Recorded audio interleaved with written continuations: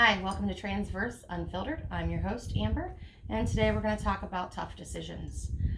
For those that haven't watched any of my other videos, I do have a trans wife and I have a transgender son, and we are going to talk about all the different tough decisions that we've had to make here recently. This year, my son is in 5th grade, and over the summer, he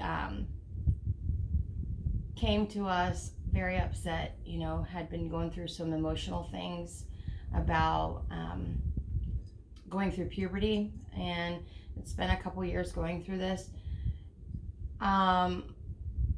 We were trying to wait out to see, if his mind would change during the puberty process, and actually things got a lot worse. So we had done a lot of talking with our son, and we had to get a counselor to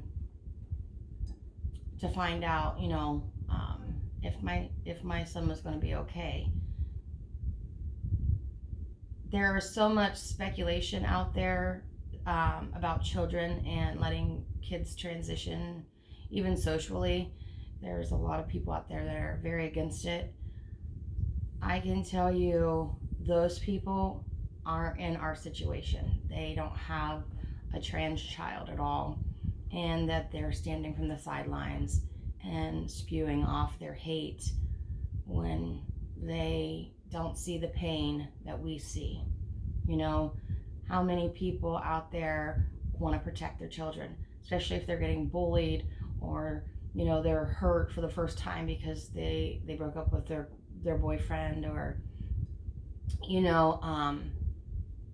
some kind of abuse maybe, or whatever it may be. We try to coddle them a little bit. We try to hold them. We don't want them to go through the pain this world has to offer yet. We want to protect them for as long as we can. And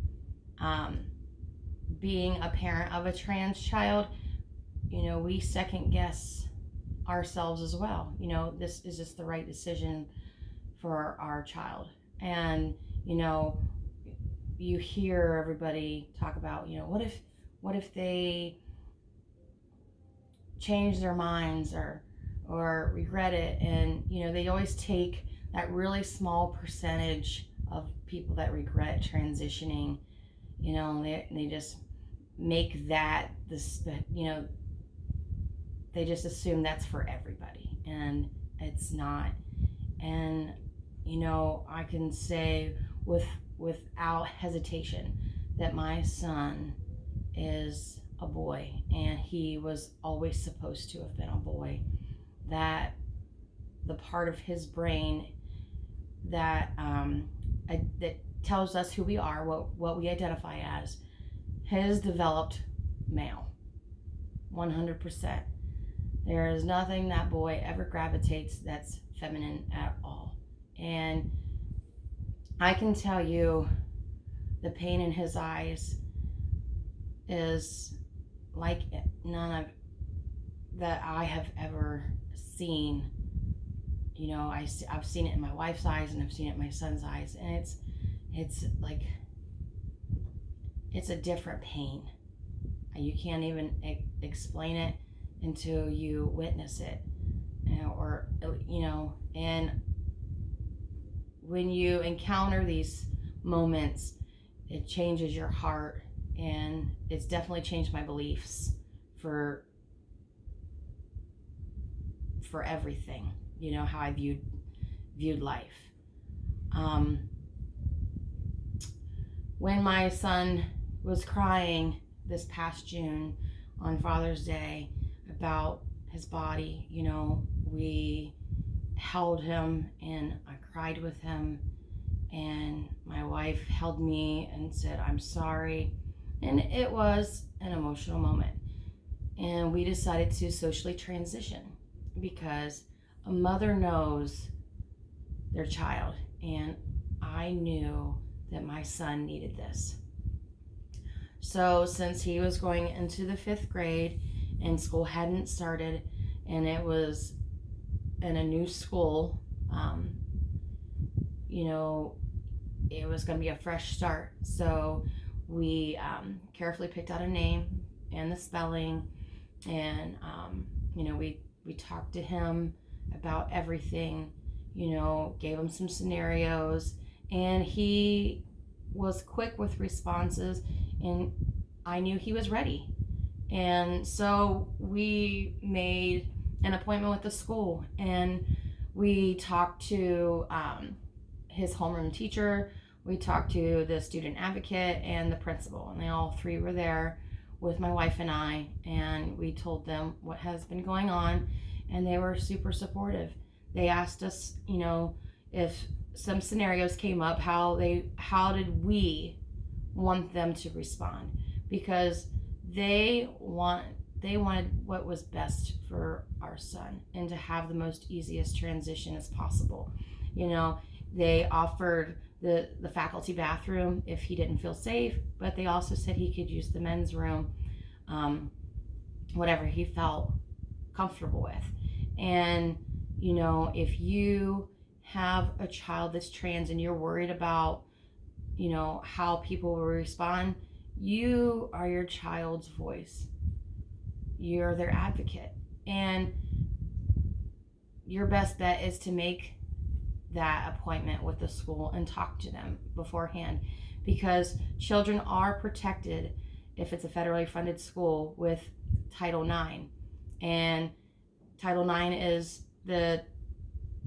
it's trans children protection, that we if they go to school, their teachers and the faculty there have to call them by their preferred name, their preferred pronouns, and they are allowed to use the bathroom they identify as. There's a lot of hate about that, people using the bathroom. And I can tell you, 2 years ago, I did not know my wife was trans, and I was hoping that my son would outgrow what he was going through. And I was one of those people that thought it was terrible that they would let a trans woman use a woman's bathroom. And I was ignorant, absolutely ignorant, because when trans women are going to the bathroom, they're there to do their business and get the hell out of there. And same with the trans men. They go in there, use the bathroom, and get the heck out of there. They just want to be comfortable with who they are. And if a trans woman uses a men's room dressed as a woman, they can be taken advantage of and hurt. And I didn't think about any of those scenarios until I had a family that I had to think about those scenarios. There are some medical things, trans women on medication, I can tell you, cannot just go and rape another woman. And if you think otherwise, you need to educate yourself, because there's a lot that you don't know. So I was willing to fight for my son and go through all the channels. I met with that school and we got that situated, and so far he's had a fantastic year. We went and had a doctor consultation to hold off any more puberty, because I don't want my son falling apart. Because if somebody shaved my head and told me I had to dress like a guy, I could never wear makeup or jewelry or be who I felt I am, which is 100% femininity, I think I would feel ugly and unattractive and would hate myself. And I am not gonna do that to my family at all. Especially, we all should love ourselves and be happy with who we are. Absolutely. And I want a happy whole family, not particles of one. And that's what I had before. So we you know, are going to go through some steps with the doctors, and we had just changed his name, and it was smoother than anything I'd ever witnessed. You know, my wife had a legal name change, and I don't remember it being this smooth. And when I got married, and I changed my last name, I don't remember it being this fast and this smooth. You know, we were in the courtroom for like 10 minutes. The judge asked us some questions. He signed it. And then he asked us to go outside the courtroom and said that there will be a lady who will get this taken care of and will get your papers right away. You know, before we had to wait and get those mailed to us. And, you know, we were probably outside the courtroom for 10 more minutes. And she came out with, there was 2 signatures on there, and it was notarized. And she gave us 10 copies. She asked us if we had any questions. Let us know how we could change the birth certificate and where we could get the paper to do so. You know, and I took those papers to school, and, you know, after court that morning, and she faxed it right away to the state, and everything was changed within one day. They took it upon themselves to write me a letter letting me know that everything was complete. You know, they were phenomenal. And they let us know at school that if Jackson has any issues, to go to them right away. And he's pretty happy this year, you know. So we have gone through updating his personal documentation, and he just got a new picture for his student ID. So when he went to school and got to see his new name, when he punched in his lunch code, he was so excited. He was coming home, you know, Mom, I hate that I see my old name on everything. And, you know, other people see that. And there was some other kids making comments, are you a girl? You know, he looked like a boy, he sounds like a boy. But there was a girl's name that would come up on his email or in his lunch code. And he had to think on his toes pretty quickly, you know. And, you know, now that's taken care of. He doesn't have to worry about that anymore. And I'm glad that we could do that for him. You know, kindergarten through 5th grade is usually pretty easy in most areas for most trans kids. High school is not that bad, you know. But next year my son's going to be in middle school, and I have to worry about what's going to happen. I know middle school is usually the toughest years for youth. You know, everybody's going through their puberty and figuring out who they are, and comparing themselves to one another, and their self-esteems are low. And so we are prepared if we have to do homeschool for middle school. We're not sure what we're going to do at this point. We may start out middle school, see how it is for him, but we're willing to pull if we have to.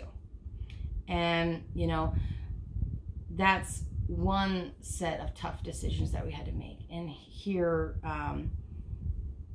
Thursday, I just had to come up and make a new tough decision.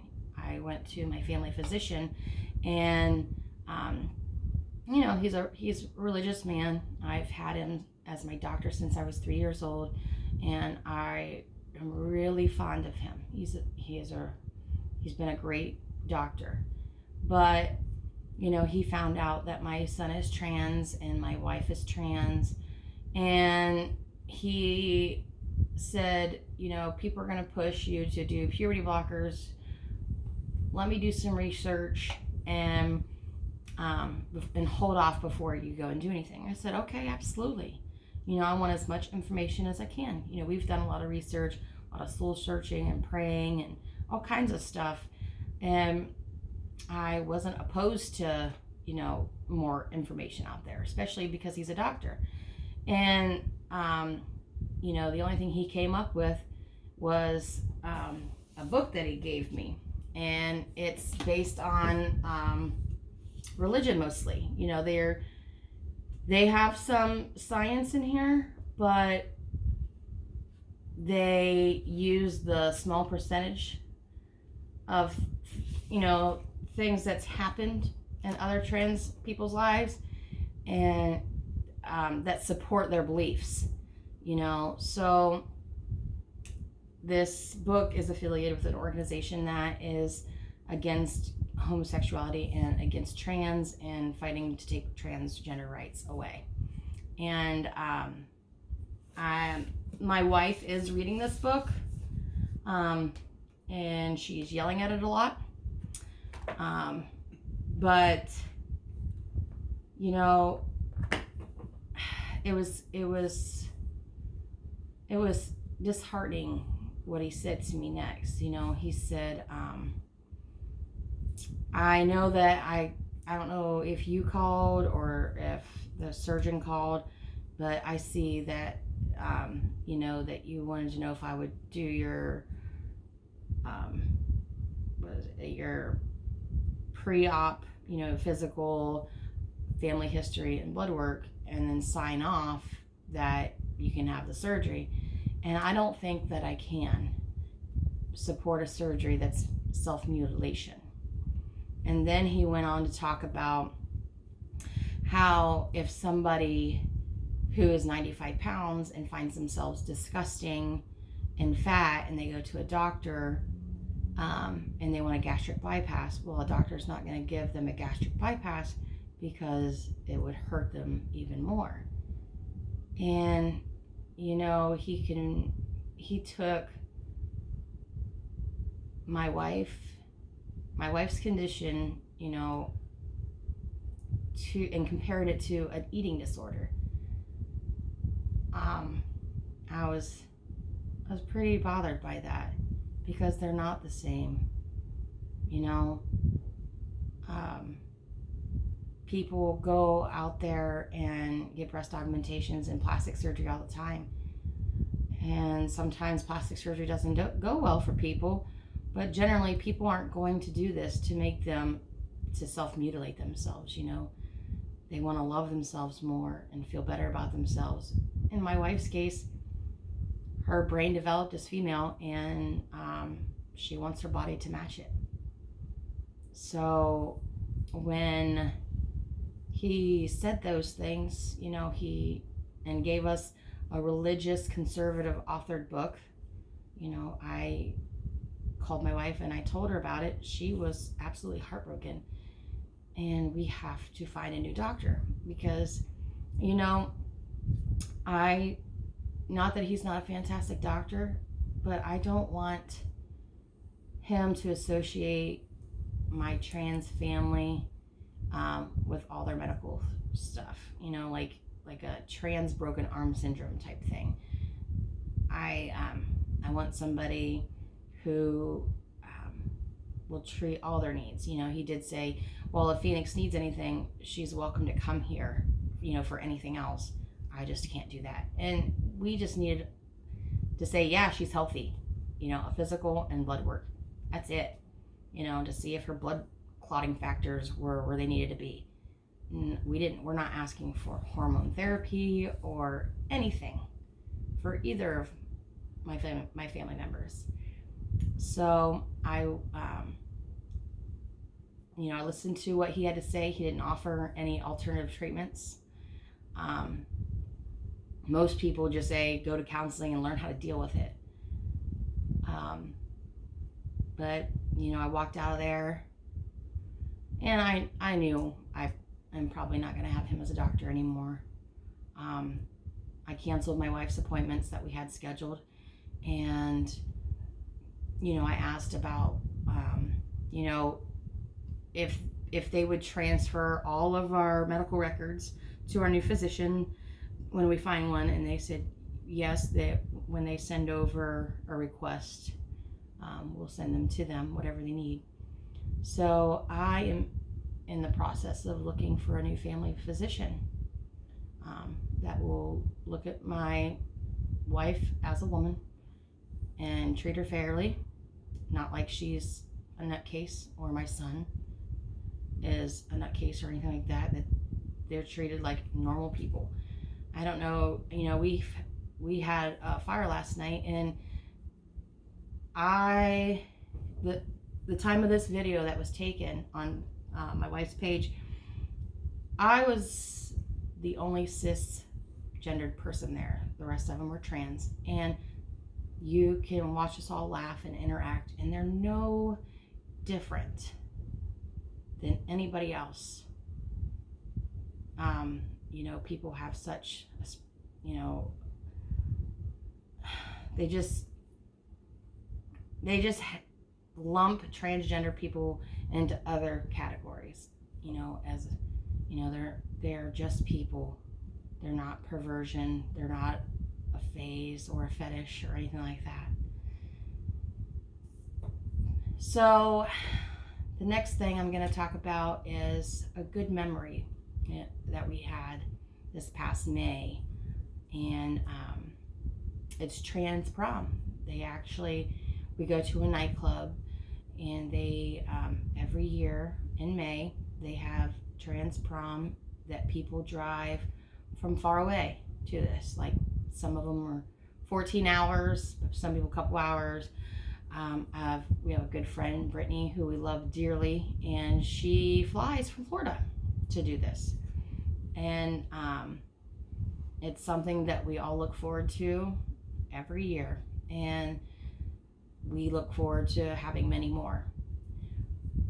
My wife, when she was younger and went to proms, she would have a lot of heartache. She'd have to be dressed in a suit and carry herself the way the world told her she had to carry herself, and she'd have her date, and then she would turn around at prom as the girls were walking in, and it would just come over her, just like this pain and hurt, and like her heart was being ripped out because these girls came in and their makeup was beautiful, and they had their nails done and their hair updos, and it was beautiful, and they had these elaborate dresses, and like almost like a jealousy thing. Why did I get this? Why did I get screwed with this and not get to be who I was supposed to have been? And we started dating when we were 17. I was a junior, and she did go to one homecoming with me. I wasn't interested in going to prom my junior year. My senior year, I did ask her to go to prom, and she said, "No, I'm sorry, I don't want to go." At the time I was kind of upset, but we were getting married in July, so we were preparing for our wedding. So I kind of just let it go, roll off my shoulders. Back then I didn't know what it was like for her, to see everybody else dressed up and look beautiful, and she had to wear a suit. And so this trans prom has been good because, we never got to do it when we were younger together, and now we get to. And we got to do the dress shopping together. It's not like it was when Debs was around. So many dresses, and they were pretty cheap, and some stretchy ones. It's not like that. It's actually pretty hard to find a dress without paying out the leg for it. And they don't make them to fit adult bodies. Okay, American adult bodies. They're made for like teenage bodies with teenager figures. So, we did a lot of shopping. It was a lot of heartache, a little bit, it was fun looking at all these beautiful dresses, but it's just through that process, it was a reminder sometimes, that she missed out on that part of her life, and she couldn't fit those dresses. Hell, I couldn't fit those dresses either. And she's not like this tiny petite thing that she feels that she is in her mind. So we did a lot of shopping, and we did finally find a nice dress, at Burlington Coat Factory, and it was inexpensive. And then we went to prom. And, I got dressed up and we took a lot of pictures. I know my Facebook page there, you could see some of the pictures were pretty goofy, acting goofy. Our good friend Brittany, who drove up from Florida, heck, she specially ordered her dress from Florida, or she lives in Florida. She specially ordered her dress off Amazon, and she had to do the measurements, and she had to type them in, and well, it was made in like China, and it took her like 2 months to get it. She almost was, I think she bought a backup one, don't quote me, just in case her dress didn't come in, but it did come in, and she looked fantastic. And they do prom queen there. They have they crown a cisgendered female prom queen, and then they will crown a transgender woman as queen. And what they do is they'll have all the trans girls go up, and they pick, they'll put their hand above each woman's head, and whoever gets the loudest applause wins the crown. And they did cisgender, and when I went up, I won, prom queen for cisgender girls. My wife did not compete. I tried really hard to get her to compete. I'll be damned if she's not going to compete next year, even if I have to drag her up there. But I think it would be good for her to go up there and win and make her feel special. There's lots of pictures, lots of fun, a lot of drunken pictures. When I won the prom queen, I was pretty lit. My hair was down at the beginning of prom and curled.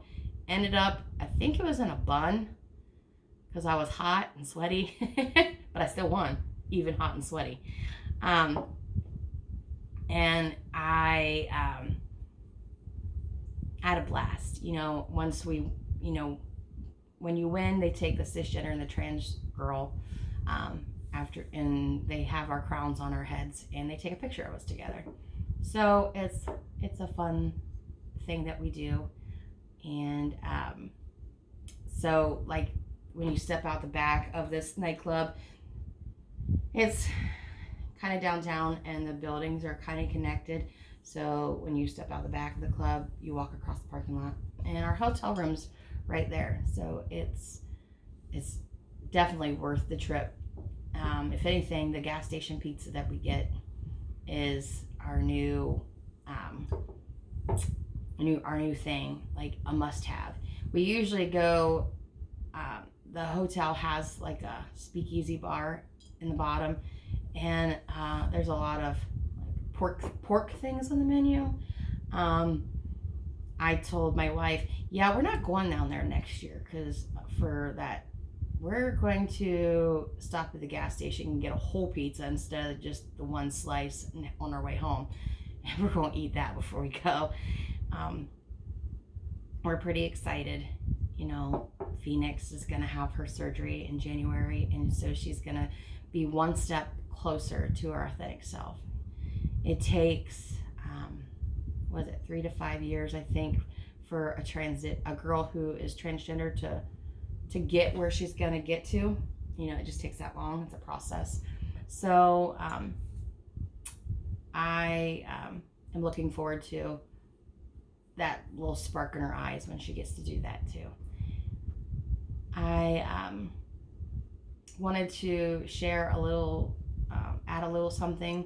If there are some people out there going through transitioning and your wife needs somebody to talk to, or if she has any questions, or even if you have any questions, you can comment, or you can email us at transverseunfiltered@gmail.com, and you can ask me anything. I am happy to help anybody, especially married couples out there. I am 100% for marriage. And I don't want you to if your wife says some things that are hurtful, just know that it's a process and she's grieving, and she does need somebody to talk to. And you know, it's rare that a spouse just comes out and is awesome. You know, it is a process for us to be who we need to be for our family as well. So if you need anything, do reach out. I'm happy to help. So until next time, thanks for watching and supporting us, and give us your feedback. We love you all, and see you next time.